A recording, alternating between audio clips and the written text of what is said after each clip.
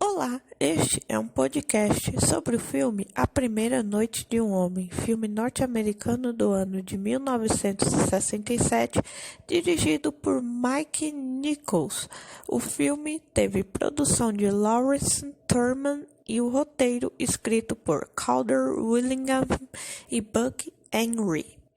O filme A Primeira Noite de um Homem teve distribuição da Embassy Pictures, que foi uma produtora cinematográfica que produziu bastante filmes. Ela teve o seu período de ouro durante a era de ouro de Hollywood, né, que é a era daqueles filmes mais antigos, e também os filmes da nova Hollywood, que foi um movimento cinematográfico muito importante para a história de Hollywood, né?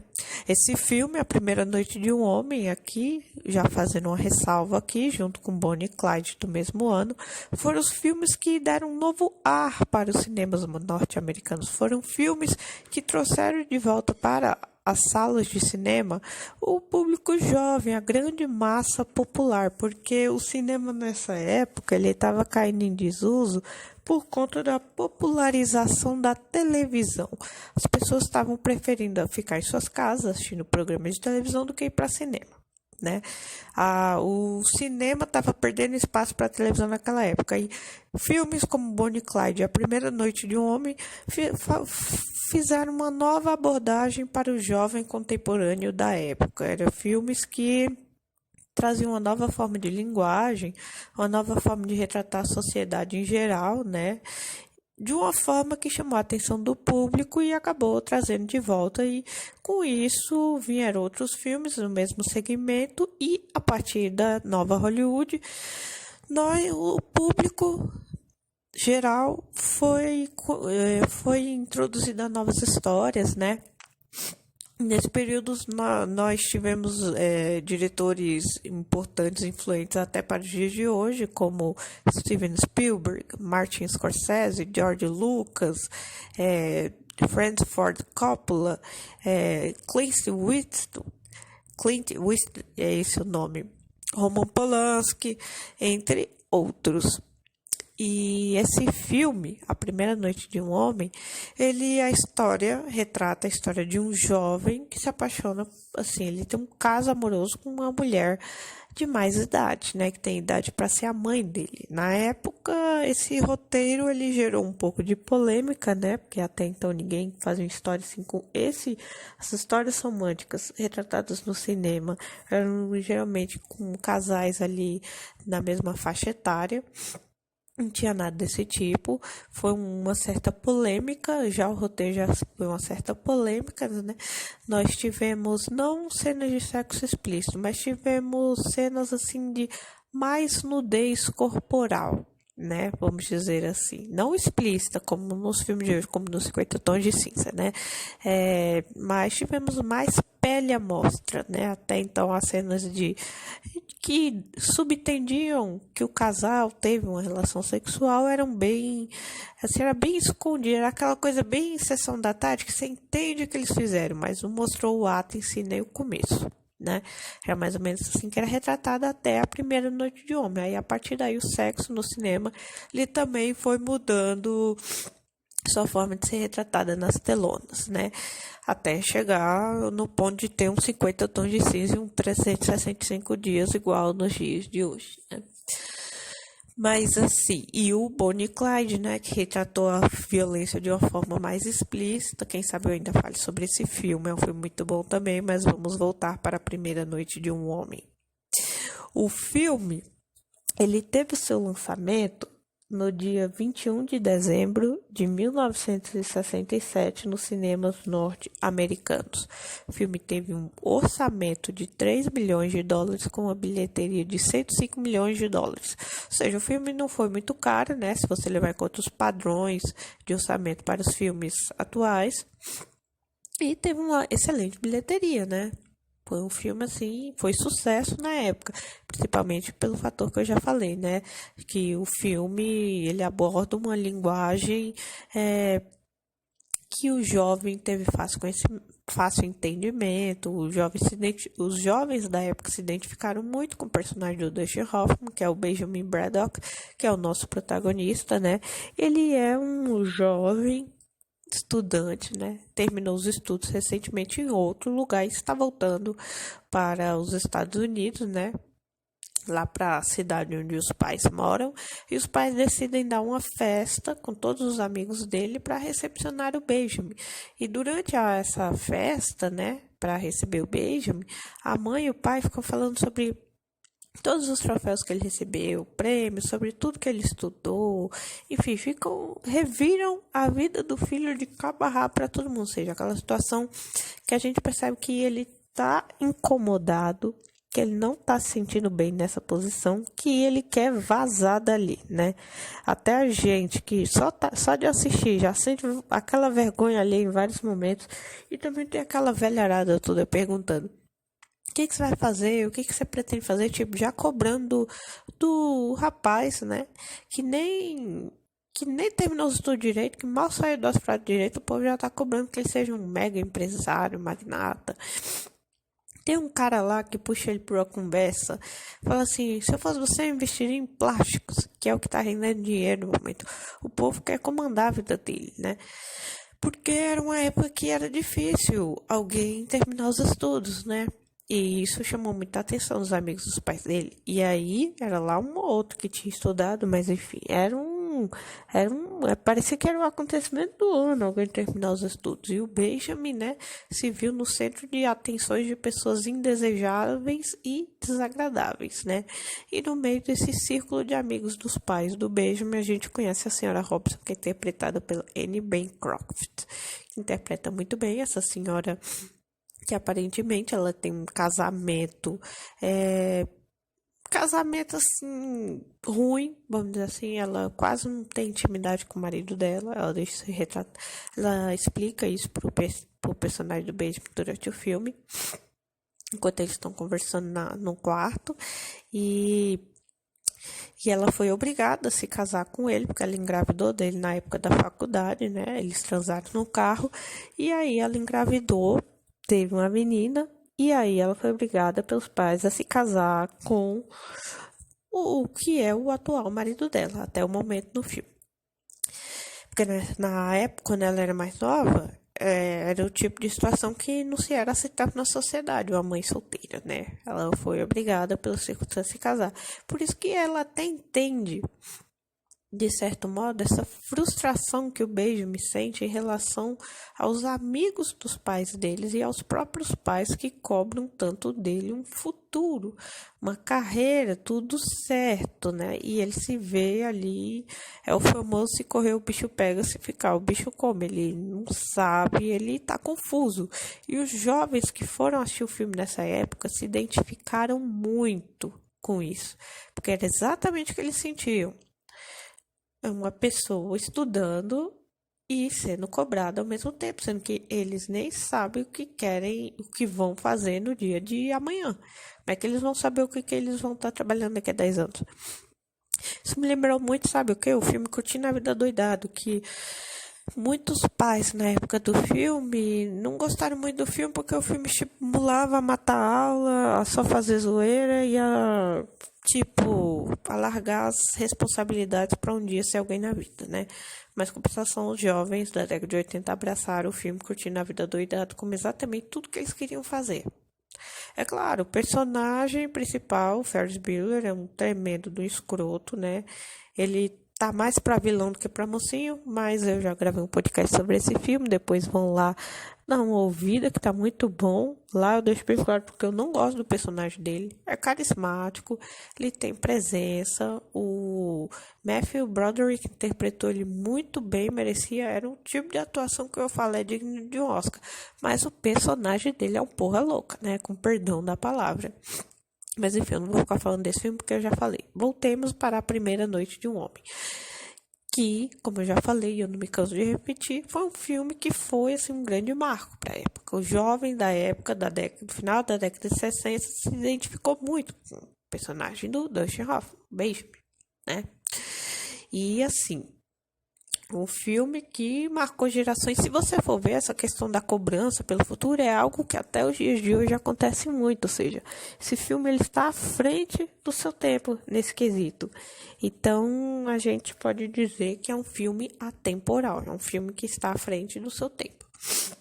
O filme tem 54 anos, já vai fazer 55 anos no ano que vem. Ou seja, filme daqui a pouco já é centenário. Enfim. Já fazer aniversário de 60 anos. Já fez bodas de ouro, né? O filme já passou de bodas de ouro. Enfim. É um filme, assim, olha, excelente. As atuações do elenco estão todas impecáveis. A trilha sonora também. Começo do filme, a sequência, o começo do filme, ele lá parado no aeroporto, ele sendo guiado pela escada rolante. É o retrato de como o personagem se sente em movimento, assim, como se as pessoas estivessem guiando ele, mas ele não estivesse movendo, ou seja, ele não é o dono da ação dele, são as outras pessoas, e as outras pessoas nessa cena são representadas pela escada rolante. Isso foi uma sacada bastante interessante.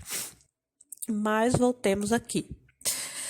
Agora que eu já fiz essa introdução inicial, vamos rapidamente ao elenco. Eu já citei alguns nomes, mas vamos repeti-los de novo para eu seguir o meu roteiro aqui. No elenco nós temos o Dustin Hoffman, como eu já falei, Benjamin Braddock, nosso protagonista, né? Que eles têm um caso amoroso com a senhora Robson, que é interpretado pela Anne Bancroft. Eles têm uma relação, assim, pro telespectador é curta, porque o filme tem menos de 2 horas. Mas na história do filme, eles passam alguns meses juntos. Tanto é que logo depois que ele se forma e volta para casa, o pai dele fala assim: você descansa um pouco, depois você vê o que quer fazer da sua vida. Aí passam-se vários meses. E ele continua naquela rotina. Saídas estranhas, não avisa para onde vai, ninguém vê ele saindo com ninguém. Ele volta para casa, fica na piscina, come e dorme. Ou seja, ninguém vê ele estudando, nem se empenhando em arrumar um trabalho. Até que o pai dele começa a chamar a atenção dele para isso, e depois o pai dele decide que ele tem que conhecer melhor a filha da senhora Robson, que é a Elaine Robson, que é interpretada pela atriz Catherine Ross, né? Enfim, e ele não quer sair com a filha da senhora Robson. Primeiro porque a senhora Robson e ele já tinham tido uma discussão no quarto, eu já vou falar sobre essa cena, em relação à filha dela. Ela não queria que ele saísse com a filha dela. Né? A filha dela ela vê como algo sagrado, imaculado, que não deve ser corrompido pela sujeira do mundo. E ela vê o Benjamin como a sujeira do mundo. Afinal de contas, ele, um jovem, né, recém-formado, se envolveu com uma senhora mais velha. Tudo bem, ela seduziu ele e ele acabou caindo na rede dela, ou seja, na cabeça dela. Se ele, Benjamin, caiu na rede dela, senhora Robson, significa que, para ela, a senhora Robson, ele não está à altura da filha dela, a Elaine, no caso, né? E ela deixa isso claro durante a discussão, depois ela percebe que o Benjamin se ofendeu e ela tenta remediar o irremediável, pede desculpa, arrega e ele meio que compra o papo furado ali na hora, né? E a Elaine é uma jovem doce, legal, meiga, né? Assim, a gente já gosta da personalidade dela logo de cara. E o Benjamin é obrigado pelos pais dele a sair com ela. Ele até tem um momento que ele vai até a mansão dos Robson, da família Robson, pra poder levar a Elaine pra sair, porque os pais dele obrigaram. O que é errado, você não pode obrigar ninguém a sair com outra pessoa, né? Mas os pais acharam que ele saindo com ela, que aí ia formar uma amizade, que ela poderia ser uma boa companhia, uma boa influência para ele decidir o que ele iria querer pro futuro dele, até, quem sabe, até casar com ela, né? Porque eles são muito amigos dos pais dela, o senhor e a senhora Robson. Que é claro que os pais não sabem do caso dele com a senhora Robson e termina o filme sem saber. Mas a Elaine e o pai dela, o senhor Robson, que é interpretado pelo Murray Hamilton, descobrem do caso. Né? O marido da senhora Robson acaba descobrindo também do caso do Benjamin. A Elaine descobre da pior forma possível, mas eu já chego lá. Enfim, e aí ele acaba saindo com a Elaine e ele leva ela para um bar de stripper, né? Sabe aquelas mulheres que ficam tirando a roupa pros caras, tudo, a mulher fica perto dela, assim, tudo. E o personagem, o Benjamin, né, fica assim, ai, Elaine, assiste, aprecia como se ela fosse um homem que gostasse disso. Não, ela é uma moça recatada, né? Ela esperava que ele levasse ela, sei lá, pro cinema, pra um restaurante, pra um lugar decente, vamos dizer assim. Só que não, leva ela pra um puteiro, pra ver outra puta sendo puta, e é isso aí, não. Que aí ela percebe tudo, sai de lá correndo, aí o Benjamin percebe que fez cagada, sai correndo atrás dela, pede desculpa, até que eles, depois disso, eles se entendem e eles vão para um cinema de rua, uma coisa assim, porque eles estão lá comendo, né? Um lanche, parecendo um lanche do McDonald's, só que não é do McDonald's. Eles vão para um lugar que é tipo um cinema de rua, porque tem vários outros carros que estão lá também, enfim. Eles começam a conversar, e eles acabam se entendendo, eles acabam se beijando, e dali ele começa a perceber que gosta de verdade da Elaine, não da Senhora Hobbs. Senhora Hobbs foi só um passatempo, né? E no filme nós também temos a Elizabeth Wilson como a Senhora Braddock, a mãe do Benjamin. E o William Daniels como o Sr. Braddock, o pai do Benjamin. Tanto o pai quanto a mãe, eles fazem muita pressão em relação ao futuro do Benjamin. A mãe quer saber com quem ele sai, o pai quer que ele arrume o futuro dele, enfim. Ninguém está preocupado realmente com ele.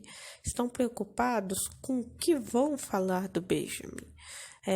Sobre o que o Benjamin quer pro futuro dele. É tipo exatamente tudo que eles falaram lá na recepção que eles deram pro Benjamin, né? E o Benjamin nem ficou muito tempo lá, porque depois ele foi correndo se trancar no quarto. Que foi depois, nesse meio tempo, que a senhora Robson invade o quarto dele, né? Tudo mais, pede pra ele levar ela pra casa dela, enfim. Confusão só. E o que é estranho, né? Os pais dele nem desconfiaram em momento nenhum. Se até o marido dela descobriu, né? Quem dirá. Enfim, mas ele não deu brecha pra eles acharem. Ele até mente pra mim, dizendo: não tem um torno de caça com ninguém. A mãe até chega a desconfiar. A mãe não é tão idiota. Mas ela acaba comprando a conversa dele. Afinal, é o filho dela, né? O filho querido e amado, né? Enfim. Agora vamos aqui rapidamente ao meu top 10 de melhores cenas do filme A Primeira Noite de um Homem, de 1967. Então vamos lá. Em 10º lugar, eu fico assim que o Sr. Robson revela a Benjamin que ele já sabe de tudo. De tudo o quê? Que ele se envolveu com a esposa dele, a Sra. Robson. Ele diz pro Benjamin que ele e a Sra. Robson estão se divorciando. E revela que já sabe do caso dos dois. E o Benjamin diz que ele gosta de verdade da filha dele, a Elaine. E ele diz: você vai ficar bem longe da minha filha. Se você se aproximar, ele ameaça, né? Eu sou capaz de qualquer coisa se você se aproximar dela. Né? Enfim, e ele aparece do nada no quarto que o Benjamin está hospedado. Porque o Benjamin vai até Berkeley, né? No estado da Califórnia, atrás da Elaine. Depois que ela descobre que ele e a senhora Robson tiveram um caso, ela vai embora da cidade e vai para Berkeley, que é no estado da Califórnia, para retomar as aulas dela, né, da faculdade, os estudos, né, porque ela só foi para a cidade lá onde os pais dela moram, assim, meio que a passeio, vamos dizer assim, porque depois ela ia ter que voltar para a faculdade. Aí isso é que nem eu falei, o Sr. Robson aparece no quarto, que o Benjamin está hospedado em Berkeley, porque ele foi até lá atrás da Elaine, para tentar se explicar e rearrumar a relação deles, né. E essa é a minha 10ª melhor cena. No lugar, eu fico a cena em que o Benjamin vai até a mansão da família Robson, atrás de Elaine e a senhora Robson, né. Ela tá no quarto arrumando as coisas, né. E quando o Benjamin chega até o quarto da Elaine, ele dá de cara com ela lá. E ela diz que vai ligar para a polícia, o que ele fez foi invasão de privacidade, fala um monte de besteira, deboche da cara dele e revela para ele que Elaine vai se casar. E que ele nunca mais vai ter acesso a Elaine, que ele nunca mais vai se aproximar da Elaine, que ninguém vai dizer para ele onde a Elaine se localiza. E aí o Benjamin fica totalmente desesperado. E o Benjamin acaba saindo de lá antes que a polícia acabe chegando dentro da casa, né? Em 8º lugar, eu fico assim que o Benjamin e a Elaine começam a ficar amigos. Lembra que eu falei que o Benjamin leva a Elaine lá pro puteiro? em vez de levar para o lugar decente. Por que ele faz isso? Porque do que ele vai até a mansão da família Robson, para poder levar a Elaine para sair, ele aproveita o momento em que o pai da Elaine vai até o quarto da Elaine para apressar ela, para ela e o Benjamin saírem. Ele aproveita o momento em que a senhora Robson está ali sentada no sofá da sala. Ele fala, senhora Robson, eu não queria que isso tivesse acontecido, mas meus pais me obrigaram. Aí a senhora Robson diz que está muito chateada com ele, não sei o quê. Aí ele meio que promete que não vai acontecer nada entre ele e a Elaine e que ele vai dar um jeito daquela situação nunca mais voltar a acontecer. Só que aí volta a acontecer porque ele, né, acaba ficando muito amigo, íntimo e acaba até iniciando um romance com a Elaine nesse encontro, nesse date, vamos dizer assim. Só que o Benjamin, a princípio, queria tornar esse passeio o mais desagradável possível para Elaine se decepcionar com ele logo de cara e querer mandar ele para PQP, né? Vocês já sabem, mandar ele para os quintos dos infernos. E ignorar ele, pronto, e aí ele ia poder continuar o caso dele com a senhora Robson. A senhora Robson ia ficar feliz porque a filha dela não gostou dele, enfim. Aí ele leva ela por esse puteiro aí já com essa intenção de tornar o passeio mais desagradável possível.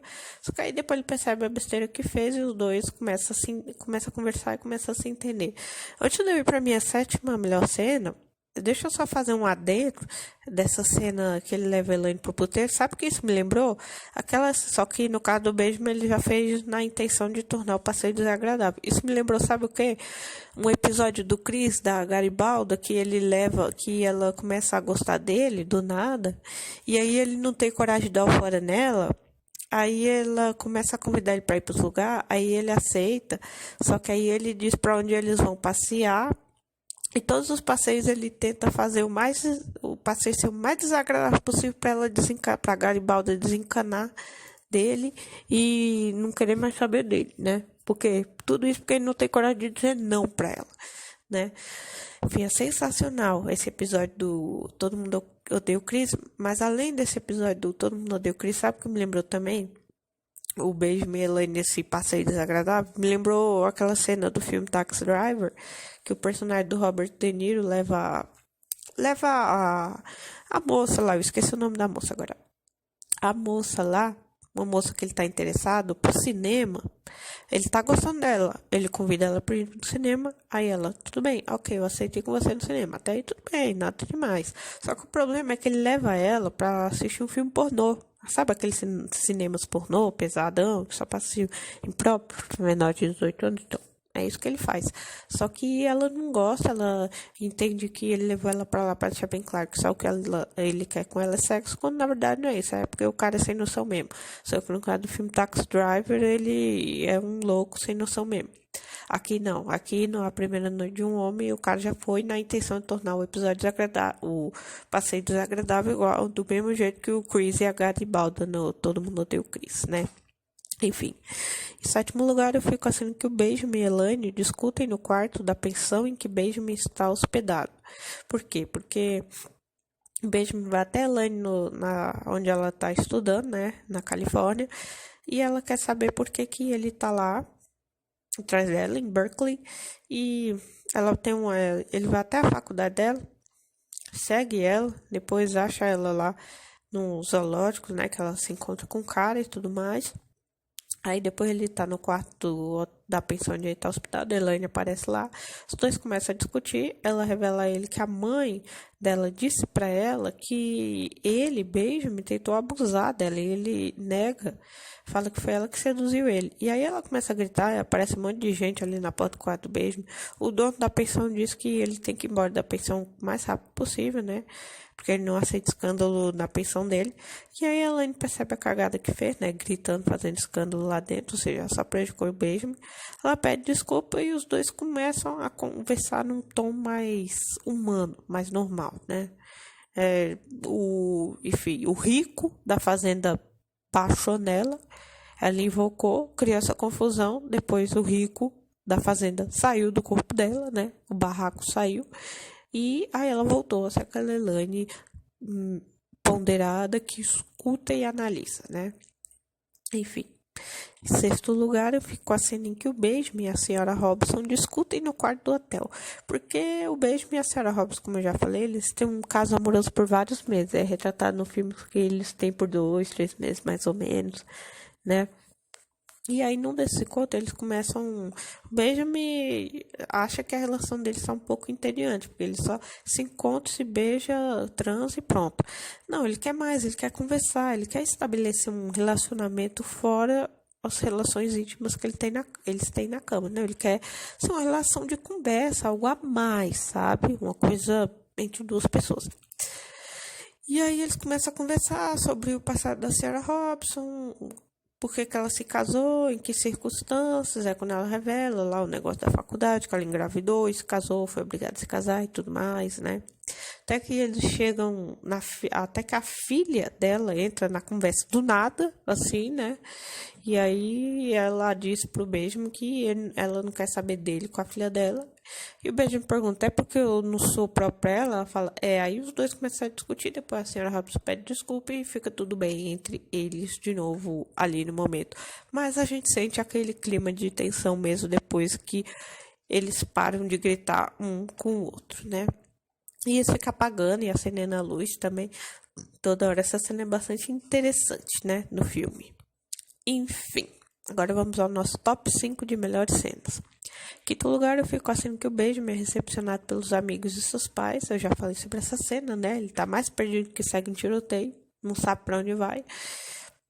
E essa cena a gente percebe que o pessoal lá, os amigos dos pais do Benjamin, são bem sem noção, assim como os próprios pais do Benjamin, né?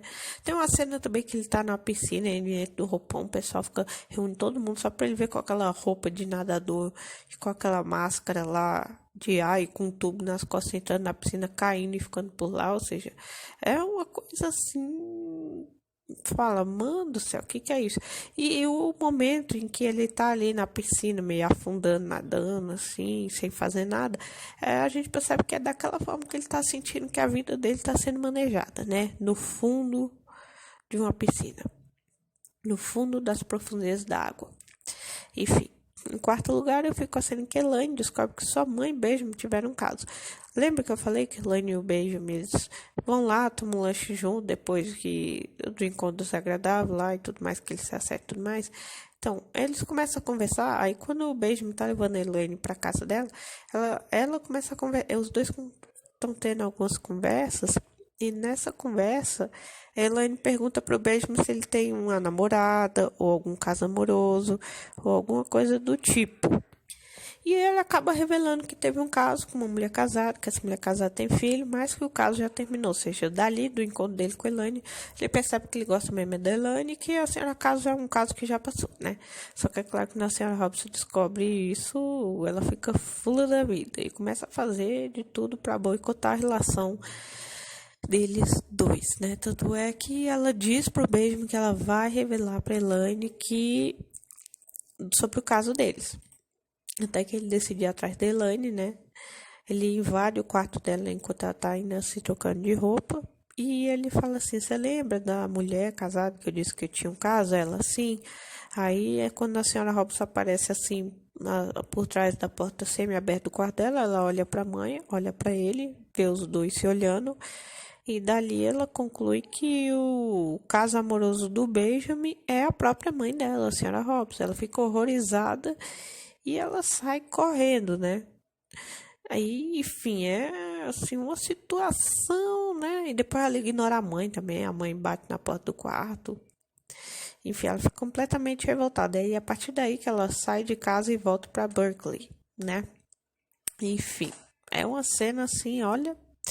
Enfim, agora vamos ao nosso top 3. Em terceiro lugar, eu fico assim que a senhora Robson tenta seduzir Benjamin. Essa é uma das cenas mais famosas do filme, né? Pra quem viu, ela tá com a perna assim pendurada numa cadeira, ela sentada assim com a perna um pouco levantada, né? Inclusive, essa cena do filme, faz parte do pôster do filme, né? O filme tem vários pôsteres e uma das imagens que serve como pôster do filme é essa cena, né? É uma cena assim, o ângulo, ele olhando assim, né? Encaixado na abertura em que as pernas estão levantadas, assim, esse enquadramento é sensacional, né? Não é à toa que é uma das cenas mais famosas do filme, né? E ela começa a fazer várias perguntas íntimas para ele e começa a se oferecer para ele, até que ele pergunta: Senhora Robson, a senhora tá tentando me seduzir? E ela meio que dando uma risada sedutora para ele, sorrindo, né? Enfim, é uma cena sensacional. Em segundo lugar, eu fico assim que o Benjamin e Elaine fogem da igreja. Isso já é no fim do filme. Porque o Benjamin ele invade o casamento da Elaine. Ele começa a brigar com todo mundo lá, né? No caso, o casamento já foi... Não, eu ia falar consumado. O casamento já foi realizado, ou seja, tanto o noivo quanto a noiva já falaram sim, ou seja, oficialmente a Elaine já é uma mulher casada. Tanto é que quando o Benjamin aparece no vidro da igreja batendo, tentando chamar a atenção da Elaine, ali ela já tá casada com um cara lá. E a senhora Robson olha para cima, assim como o resto da igreja, e ela fala: não adiantou, Benjamin. Você chegou tarde demais, tipo, ela já tá casada, não tem mais nada que você possa fazer. Só que aí ele desce, né? E ele desce lá de cima, aí tem um pessoal tentando pegar ele, né? Só que ele consegue se desvencilhar de todo mundo, né? A Elaine percebe que aquela é a chance dela de fazer um futuro diferente do que a mãe fez, ou seja, ficar casado, ficar vivendo um casamento frustrado, né? Que o Benjamin é o verdadeiro amor da vida dela e ela decide que vai fugir com ele da igreja. Então, depois ele pega um crucifixo e começa a ameaçar bater em tudo com o crucifixo. Depois ele usa o crucifixo para trancar a porta da igreja e ele e a Elaine acabam fugindo, entram no primeiro ônibus que eles vê. E aí o filme acaba com um olhando para dentro do ônibus, ou seja, sensacional. Ou seja, o futuro da Elaine vai ser bem diferente do futuro da própria mãe. Essa cena é sensacional. Porque a minha primeira melhor cena é a cena que antecede a fuga deles, que é a cena em que o Benjamin invade o casamento da Elaine. Essa cena é a melhor do filme. É claro, a mais famosa é a cena da sedução da senhora Hobbs com o Benjamin, mas a melhor cena do filme, para mim, é a cena em que ele invade o casamento. Essa é sensacional, não tem o que se discutir em relação a isso, né? E antes de ir aqui para algumas curiosidades, eu gostaria só de ressaltar uma coisa, que senhora Robson, né, que é a personagem da Anne Bancroft, ela seduz o Benjamin, né, um rapaz jovem, uma senhora mais velha seduzindo um rapaz mais novo, certo? Guardei essa informação. Por quê? Porque no filme 50 Tons de Cinza, eu acho que eu até já comentei isso no podcast, mas eu vou ressaltar aqui. Depois vamos lá escutar o podcast dos 3 filmes de 50 Tons de Cinza. Você pode até não gostar do filme e achar uma merda, mas os podcasts estão bem legais, bem engraçados mesmo. Eu não passo pano pra Anastasia Pucurti, porque um dos casais, se não o casal mais escroto da história do cinema. Já foram baseados em outro casal escroto que era Bella e Edward, né, gente? É claro, a receita disso só podia dar ruim, mas a gente gosta de uma coisa ruim pra zoar também, né? Porque só filme conceito, filme bom, assim, o cinema não teria graça se só tivesse filme bom. Tem que ter uns filmes ruins pra gente meter o pau mesmo. 50 Tons de Cinza é um desses. Mas enfim, voltando.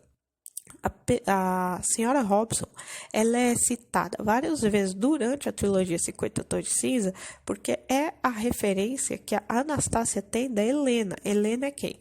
Helena é amiga dos pais adotivos do Christian e ela seduziu ele quando ele tinha por volta dos 15, 16 anos, ou seja, ele era adolescente, ela seduziu ele, ou seja, ele perdeu a virgindade com a Helena e ela fez ele seu submisso. Ou seja, ele foi submisso de Helena por vários anos, enquanto ele era bem mais novo do que ela, né?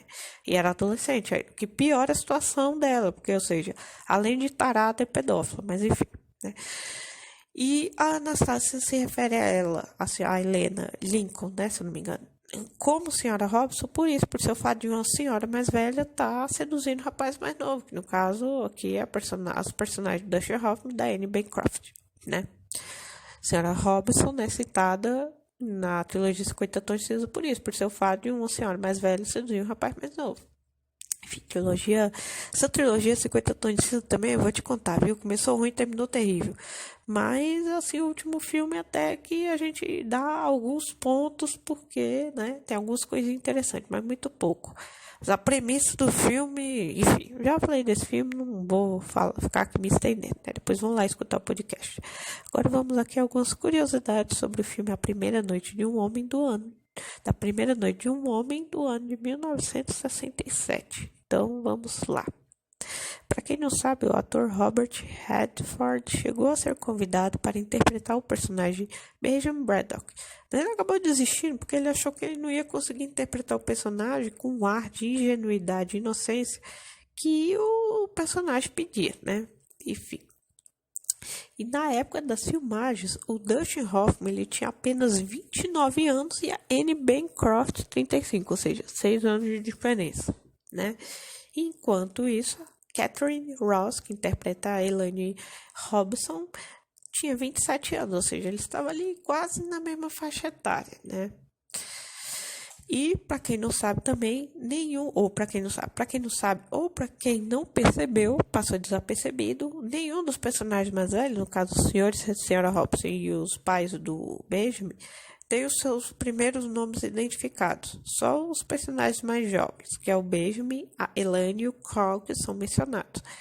E assim aumentando aquela sensação de conflitos e diferença entre as gerações. Carl é o rapaz que se casa com a Elaine, mas ele acaba sendo largado da igreja, ou seja, como o casamento nem chegou a ser consumado porque ela desistiu, ela consegue facilmente anular o casamento depois, né?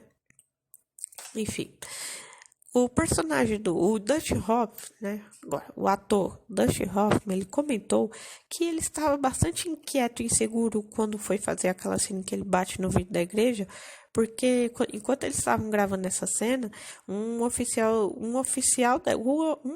da igreja, ele estava assistindo a filmagem e ele estava com a cara não estava com a cara muito de bons amigos não, assim meio que desaprovando aquilo, ele ficou meio assim com medo do cara dar uma dura nele, né?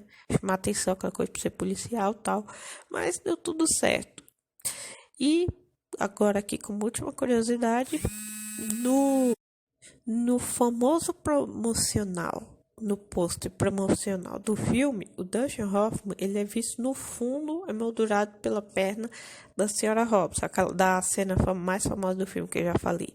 Mas aquela perna não pertencia à atriz Anne Bancroft. Ele pertencia a uma modelo que até o momento era desconhecida, chamada Linda Gray, que mais tarde interpretou a personagem Senhora Robson numa versão do musical do filme em Londres. Olha só, que curiosidade, né?